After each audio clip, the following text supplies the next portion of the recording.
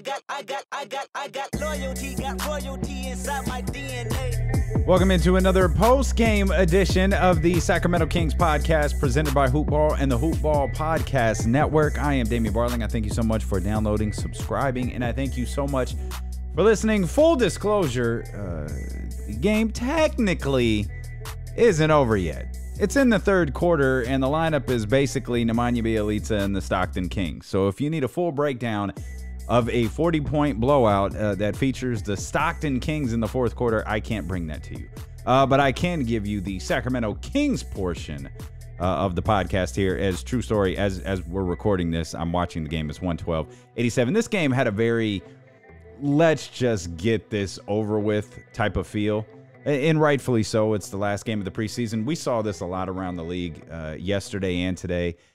The Boston Celtics didn't even travel guys to their final game in Cleveland. Still wound up winning by a whole bunch, but they just left a whole bunch of players at home. Again, it's something that was pretty common. It's something that's going to be pretty common here throughout the next as the preseason wraps up here yesterday and today. It very sluggish start. Started out just uber slow. First of all, I guess it's worth pointing out, no De'Aaron Fox. We knew that going in. We knew that a couple of days ago. As a matter of fact, Luke Walton only had 10 guys available. So we'll talk about what happened here in this final preseason game in just a heartbeat. Also, in today's edition of the podcast, we'll make sure we get to the latest contract talk surrounding both Buddy Hield and Bogdan Bogdanovic. So stick around for that. If you want to connect with the show, you absolutely can. You can hit me on the text line, 916-888-5898. That is the 24/7 text line. You can reach me at any point. You could also leave voicemail messages there if you'd like to. Again, that is 916-888-5898. Remember, if you leave a voicemail, it could be used here on the podcast. And by calling and consenting, or by calling, you are consenting to me using your voice here on the podcast. If you're not a subscriber yet, become one. We're going to be dropping a podcast every single Sacramento Kings post game and many others as well. We're going to talk with Aaron Brewski coming up here in the coming days. Going to try to get a couple other podcast posts before the regular season gets underway next Wednesday. So just a couple of news and notes there. Make sure you subscribe. If you do leave a review, if you don't want to leave a review, that's fine. Just maybe drop a 5-star rating if you think we're worth it. If you don't think we're worth it, that's okay. We'll win you over. But drop a rating anyways, because it really, really does help us a lot, particularly there on Apple Podcasts. Of course, we're available on Spotify, Google Play, and all the other podcast platforms as well. This preseason is complete. Again, games start in Phoenix next Wednesday. One thing of note, and it was just looking at the different people who were playing tonight, I realized, it's all done, and we still haven't seen Harry Giles. Harry Giles still hasn't stepped on the floor for the Sacramento Kings. I don't know if he's been practicing, but I know he hasn't been playing. I don't know what that means. Honestly, I didn't have a big grand statement after that. I honestly, I don't know what it means. Dude is, we know the history. If this was any other player, it'd kind of be like, it's one of those things. You just deal with it. And you don't really worry about it. But because it's Harry Giles and because we know Harry's injury history, it kind of raises our level of awareness a little bit and our level of concern. So the last time we saw Harry Giles play competitive basketball was back in March. Didn't play in the California Classic, didn't play in preseason. I know he didn't practice for at least 2 weeks. I don't know if he's been giving it a run here in the last couple of days or not. But no Harry Giles on the floor again tonight. As we mentioned, there were only 10 guys available. Rashawn Holmes stepped into the starting lineup for Dwayne Dedman, as did Yogi Ferrell. As we mentioned, De'Aaron Fox didn't play. Barnes and Bagley, along with Buddy Hield, they continued to roll. Kings built a 6-point lead late in the first. Back-to-back steals and dunks from Barnes and Bagley got the very light crowd at the Golden One Center excited. And there was actually some really good defense played. In addition to those back-to-back steals by Harrison Barnes and Marvin Bagley, and both of them led to transition dunks.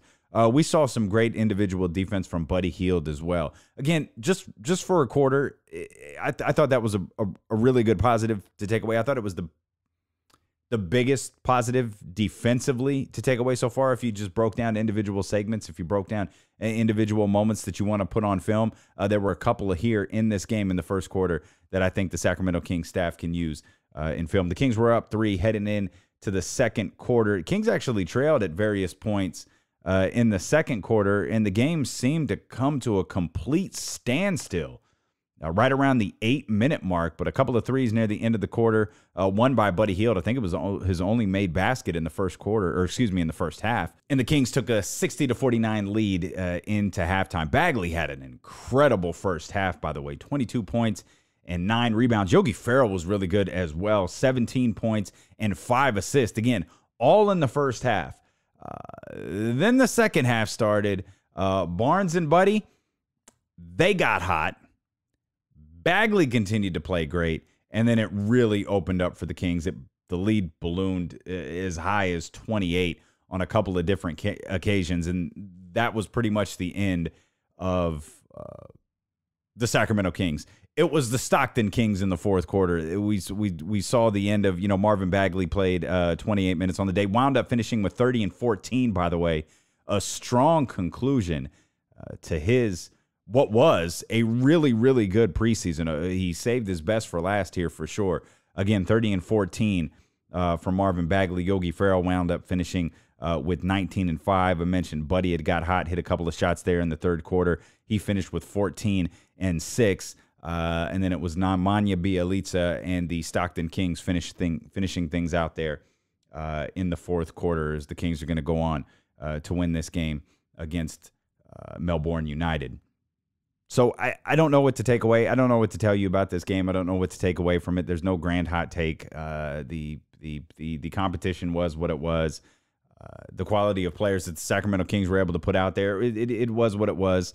We knew that the lineup would probably be limited. I didn't realize it would be this limited, but we kind of all knew this going in. It's probably why the crowd at the arena was so light. Not necessarily a game people got super up and excited for, but now the focus is gonna shift to the Phoenix Suns. It's gonna shift to the regular season, and if guys are banged up, whether De'Aaron Fox is banged up, his back is bothering him, wherever Harry Giles is at in his rehab or rest or get healthy or wherever he is at, he's got another week to get ready before wins and losses start being counted. So that's the mandatory portion of the podcast. I promise post-game podcast. There's your post-game podcast. It's really not the news of the day as it pertains to the Sacramento Kings. The news of the day, really the news of the last couple of days, involves contracts and contract extensions. One for Bogdan Bogdanovic and one for Buddy Hield. We'll start with Bogi. It was reported by the Sacramento Bee that the Kings offered Bogdan Bogdanovic a 4-year, $51.4 million contract extension. And Bogi said, cool, thank you. I'm not going to sign this. Just going to chill. Maybe I'll sign it tomorrow. Maybe I'll sign it next week. Maybe I'll sign it in January. Who knows? But I'm not going to sign it now. Smart play by Bogdan Bogdanovic and his representatives there. Contracts are weird. When you don't make max money and you're not coming off a rookie deal, you can only make 120 or 125%. I think it's 120% of your current contract. So he's basically looking at a cost of living increase. Like Bogdan Bogdanovic, as well as he's played for the Kings over the last couple of years, he's going to get a cost of living increase. Meanwhile, teams around the league are salivating at the thought of giving a poison pill contract to Bogdan Bogdanovic that would kill any opportunity for the Sacramento Kings to re-sign him. Now, I'll explain that here for a second, and it's not like a legit poison pill, but it is the other teams can put the Sacramento Kings in a very, very difficult position because the Kings are trying to balance not only contracts that they have now, meaning Bogdan Bogdanovic and Buddy Hield, but they're trying to balance contracts that are going to come up in the future, meaning De'Aaron Fox and Marvin Bagley. And with Bogi's in a unique situation because he could hit the open market. Again, the 4 years, 51.4, that's what he can sign before the deadline gets here. But once the deadline passes and once we get into free agency next year, again, it's a restricted free agency, he can sign for, significantly more. A team is going to offer him significantly more. In my opinion, I think a team could offer Bogi anywhere between 65 and 75. I think he's that coveted around the league. And knowing that, will the Kings be able to afford him? And again, remember, we're talking about, will they be able to afford him signing Buddy Hield to a contract extension? And we'll get to where he is at with the Kings and where his representatives are with the front office here in just a heartbeat. But knowing that De'Aaron Fox is probably going to get the DPE max, which is going to be 170, and they're going to be counting on Marvin Bagley being worth the same. And you can only have 2 on your team. So it's going to be De'Aaron, and it's going to be Marvin Bagley. At least we believe it's going to be Marvin Bagley. So that affects Buddy a little bit more than it affects Bogi, but Bogi's kind of the odd man out when it comes to these contract extensions. So let's say, for argument's sake, that a team does offer Bogi, let's say $70 million. Let's say Bogi is in the position that the Sacramento Kings often find themselves in. There are other teams out there that are like, we're going to have to overpay Bogdan Bogdanovic a little bit to get him away from Sacramento. What number do we know Sacramento just won't match? What number can we off Bogdan Bogdanovic that he'll sign the offer sheet and the Sacramento Kings are just going to kind of have to throw up their hands and not be able to re-sign him? Which brings up, and the Kings, I think they've been very savvy with their front office moves, with their the laying out of their contracts over the course of the last 2 free agencies. They've done a good job of making sure third years aren't guaranteed and all that, because they know they've got to deal with Buddy, they've got to deal with Bogi, they've got to deal with De'Aaron, and they've got to deal with Marvin Bagley. And it goes back to a conversation that Brewski and I had very early here in the season of this podcast, and that's how deep can you go into salary cap hell? Like, how deep can you get into that luxury tax if you are a team struggling to make the playoffs? You're a team that's not making the playoffs, or you're a team that's still on the come up. Can you really get into the luxury tax? Because by the time we get to 2021, where Marvin Bagley's contract extension is due, the Kings could find themselves in a salary cap issue where they're still fighting to get into the playoffs. Can you be a team deep into the luxury tax if you haven't made the playoffs? Can you be a team deep into the luxury tax if you haven't won a playoff series? Many teams, and then you remember, it's not just the luxury tax that you get into, but De'Aaron is young. Bogi is young. Those contracts are really close to each other. Now you start getting into repeat offender taxes. And each year you're over the salary tax, it gets higher and higher and higher to the point where you could be paying as high as, a 2-to-1 ratio. You've got dollar for dollar, and then you got 2-to-1. Like, that happens, and teams have done it. We've seen Golden State do it. We saw Cleveland do it. We saw Miami do it. What do all of those teams have in common? The best example that we can use for the Sacramento Kings, I think, is Oklahoma City.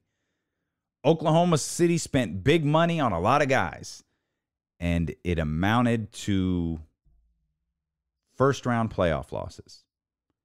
And it got to the point where Sam Presti, who we all thought, let me not speak for you, I thought that the Oklahoma City Thunder was going to go for it one more year. Whatever happens this year, they get eliminated in the first round or the second round. Anything short of winning an NBA championship, I thought we were going to see the end of the Oklahoma City Thunder. Sam Presti, to my mind, but although he said all of the right things publicly, I feel like he was silently relieved that Kawhi Leonard and Paul George made the decision for him. I don't think that Paul George representatives had to twist Sam Presti's arm too much. I'm sure he put up a front. I'm sure he put up, oh, wait, what? No. What? No, one more year. Wait, why?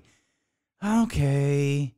And then suddenly, you get Paul George out of there. You have a conversation with Russell Westbrook, and now your salary cap is free and clear.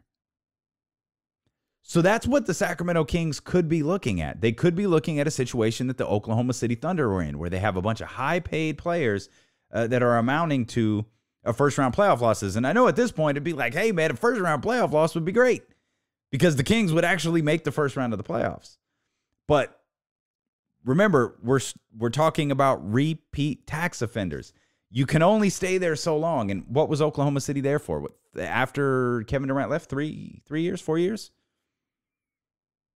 That's tough. I mean, you acquire Paul George, Carmelo Anthony's contract comes in. All of these large contracts come in, and it doesn't amount to anything. Now, it's different because these players are already here, and there is a little bit of relief when it comes to signing those guys. It makes it easier to sign them, but it doesn't change the salary cap implications.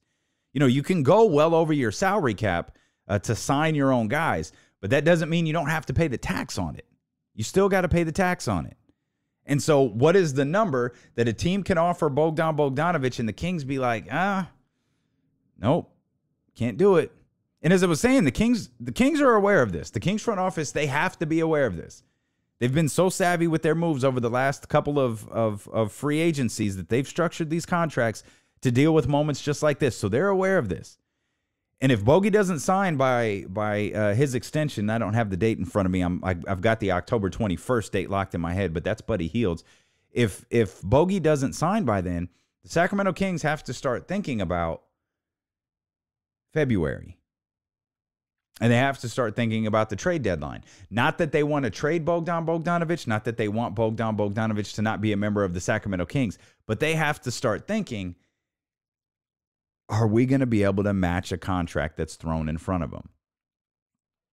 Is Vlade and Peja and Ken Cantanella and Joe Dumars and whoever these guys who are making decisions for the Sacramento Kings, are they comfortable in matching whatever contract is put in front of Bogdan Bogdanovic? Because you're probably going to have to assume, if you're in the Kings front office, you have to play the worst case scenario. And for the Kings, what would the worst case scenario be? Would it be like 80? That would be the max for him, I think. $80 million? Oh, can you match that if you're the Kings? I don't think so. If they're offering him 50, which is, the max that they can offer him, and this could just be the Kings following protocol. Hey, it's what we can offer him. We're going to put the offer out there. We want him to know we want him here. This is the maximum amount of money that we can offer him due to the restrictions that we have.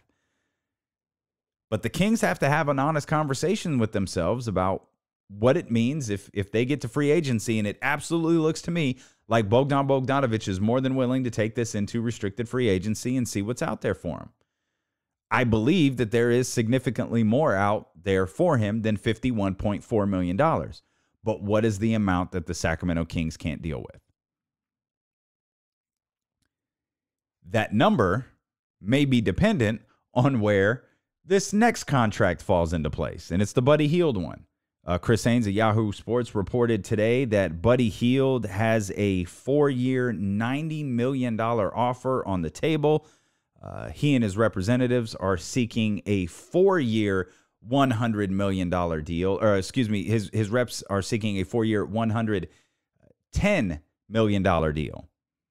So these are two very different contract extensions with two very different dollar figures attached to him. Buddy Hield is coming off of his rookie deal. He is eligible for the DPE max that we were talking about earlier, the $170 million, the 5-year $170 million. Only Ben Simmons got that. I think Jamal Murray got it also. I mean, there haven't been a lot of rookie extensions coming out of this Buddy Hield. We mentioned Ben Simmons. He set Jamal Murray. He set Jaylen Brown and the Celtics. They seem to be miles apart when it comes to their contract negotiations. It doesn't feel like the Kings and Buddy Hield are super far apart, despite the fact that Buddy Hield keeps going to Twitter. And, he told the Sacramento Bee, hey, I want to get this done. He wrote on Twitter, it'd be like that sometimes once details of the contracts came out. And $20 million doesn't feel like a major gap until you realize that the Sacramento Kings need every bit of that $20 million. Now, I'm sure that they knew when they put this contract in front of Buddy that they had to negotiate. And I'm going back to what Buddy Hield said to the Sacramento Bee a couple of days ago, and I wonder if the Kings are being kind of, if the Kings are being stubborn in that offer. If they're just being steadfast, hey, our offer is 4-year, $90 million. We feel that that's more than fair for you. That's where we're at. And maybe the Buddy Hield's representatives are having difficulties negotiating with the Kings at that point. Again, I have no idea. I'm just trying to read into the facts that we know that were reported by Chris Haynes today and going back to Buddy Hield's conversation with the Sacramento Bee. You try to put this all together because, again, $20 million in the grand scheme of things over 4 years, it doesn't seem like that's terribly far apart. But again, the Kings are trying to keep Bogdan Bogdanovic here, and now they have to be prepared for matching another team's contract at the end of the year or into next free agency, excuse me, or they have to be prepared to move Bogdan Bogdanovic in February because I don't think they're going to be willing to lose him for nothing. Because if Bogdan Bogdanovic, this is my opinion, if Bogdan Bogdanovic is a member of the Sacramento Kings past the trade deadline, the Sacramento Kings are going to match any offer that's put in front of him. Because that means that there is no number out there that scares them. Because they can't be confident someone isn't going to throw, $80 million at him. If Bogi is a member of the Kings after the trade deadline, he's going to be a member of the Kings moving forward. I would be stunned if the Kings just allowed him to walk for nothing. Absolutely stunned. If an offer came in and they just went like, can't do it. See you later. Once the trade deadline gets here, they're acknowledging we're willing to match any offer that is put in front of you, which is why this $20 million gap is significantly more sizable. It's significantly larger than the $20 million that it actually is. And this rookie class they're not exactly raking in the contract extensions. As we mentioned, Ben Simmons, he got his early. Like, he is very clearly, he got the DPE max. He is a core piece of what the Philadelphia 76ers are doing. Jamal Murray got the other one. Some people were surprised by that. Where is Jaylen Brown going to fall? That's going to be an interesting case study here.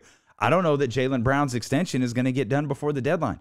You think that the $20 million seems close. Jaylen Brown and the Celtics, they're way far apart. They're significantly further apart than that. So once you take the designated player exception out, which is the 170 over 5, you have the realistic match for Buddy Hield, the realistic max for Buddy Hield, which is 4 years, 130. So it's like, okay, when you break it down like that, Buddy he's looking at about $20 million off of that, and the Sacramento Kings are looking at about $50 million off of that. I think Buddy's contract is going to get done over the course of the next couple of days. We're recording this on October 16th. The Sacramento Kings game is final now. The Kings win 124 to 110. But I think this one gets done. The Bogi one, that's not up to the Kings. That's up a lot more to Bogdan Bogdanovic, and from his comments to the Sacramento Bee earlier this week, I don't think that contract is getting signed anytime soon. I actually don't think that contract is getting signed at all.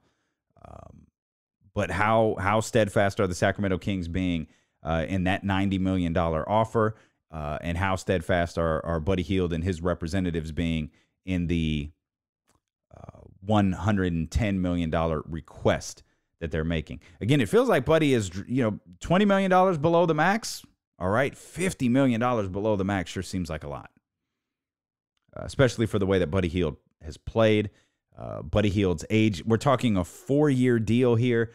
He's a shooter. He's not injury prone. He hasn't had any issues that we're aware of. Like, this seems like a healthy investment for the Kings.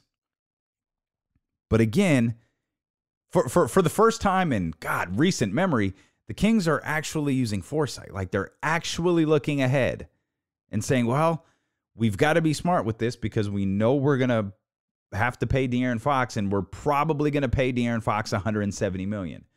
And then if everything goes the way we expect it to go with Marvin Bagley, we're going to have to pay him $170+ million.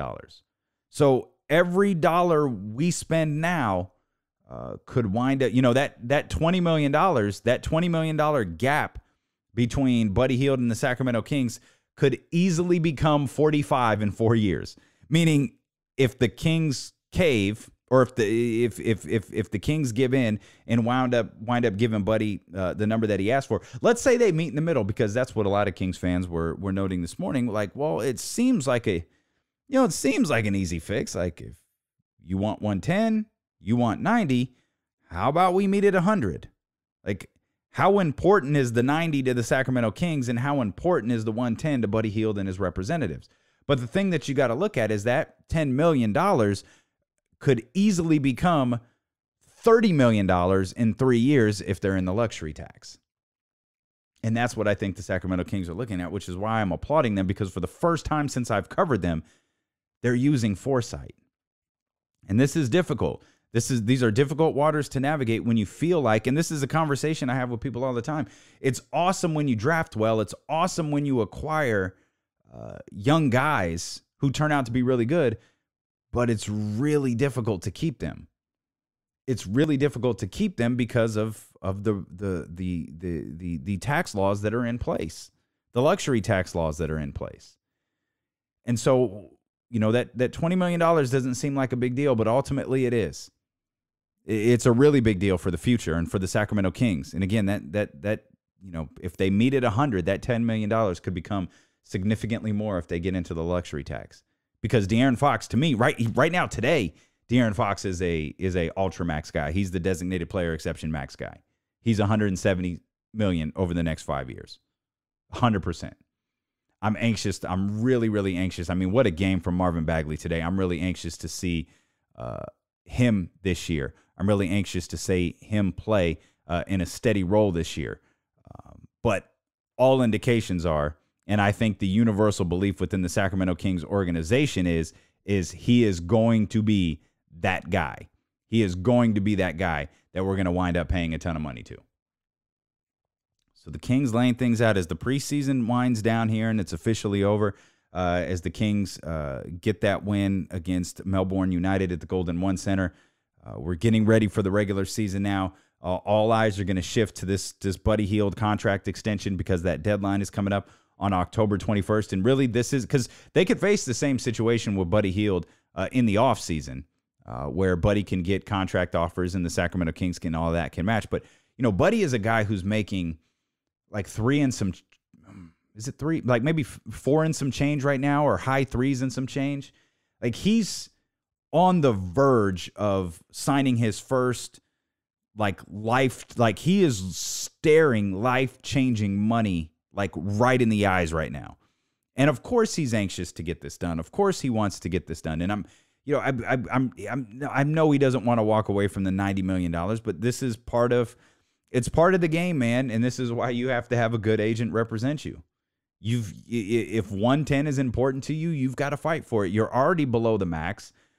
You've proved what you could be for the Sacramento Kings, and you know you've got a different coach in here, but your preseason is certainly off to a solid start. Yeah, you know Buddy Hield averaged over 20 points in the preseason. In people around the league, not in the city, not who cover the Kings, but people who cover the NBA are expecting big things from Buddy Hield this year, while expecting quality outcomes from the Sacramento Kings as a whole. So Buddy has got people's attention, and the Sacramento Kings have to be aware of that. It's a tough situation for them, and I give the Kings credit. I give the Kings front office credit. They're trying to negotiate. They're trying to deal with this, but in the end, I think 110 on Buddy is well spent. But this team is going to have to come together, and they're going to have to come together quick, because once you start doling out those $170 million contracts that are inevitably coming, you're going to have to be in the playoffs. Because I don't know how long you can justify to your ownership group being in the luxury tax and not being in the playoffs. And you're going to have to be in the luxury tax because you're going to have quality role players. Because if you can have the max guys around if you want to, but if you don't have those quality role players, you're not going to make the playoffs. Not in this conference. Not with how young and good this Western Conference is. And then you still got teams. I mean, I don't think Minnesota is better than Sacramento this year. But what will they do? You know, there are teams that New Orleans, at some point, there are people who think New Orleans is going to make the playoffs this year. New Orleans makes the playoffs this year. It almost certainly means the Sacramento Kings don't.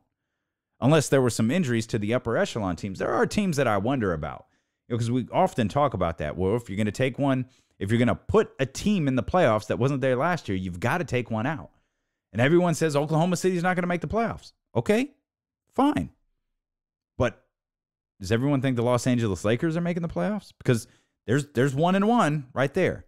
Who's the other team that you're taking out of the playoffs to put, say, the Sacramento Kings in, or to put the New Orleans Pelicans in? I wonder about a team like Portland. Is Portland an injury away from kind of falling back and suddenly being in the 42, 43, 44 win category rather than the 49 or 50? What about Utah? Boy, a lot of people are talking about Utah. Maybe this is a little bit of hyperbole because we watched them the other night, but one injury, one thing goes awry, and suddenly Utah's not there. Maybe Utah is a year behind. Maybe Denver can't replicate what they did last year. Now, everything that I saw last year from Denver, nothing leads me to believe that that's true. And honestly, I don't know that it's true for Utah, but strange things happen every single year. What's the strange thing that's going to happen this year? Because inevitably something is going to happen. We're not going to go through an entire year where every star player on every team stays perfectly healthy and we just have a strong competitive fight until the end. No, something's going to happen. It's just a question of what's going to happen and to who. Appreciate you tuning in here today to this kind of semi post-game edition of the Sacramento Kings podcast. Again, the Kings wrap up their preseason by getting a win against Melbourne United at the Golden One Center. The next time we talk, at least the next time we talk post-game, it'll be after the first game of the regular season. We'll have a couple of episodes to drop before then, but real basketball is finally upon us. The Sacramento Kings and the Phoenix Suns next Wednesday. So make sure you subscribe here to the podcast. Never want you to miss a single episode. Brewski's going to join me in the next episode. Make sure you rate and review the show as well. If you want to drop us a note, please do that. 916-888-5898. Appreciate you tuning in here to the Sacramento Kings podcast presented by the Hoop Ball Network.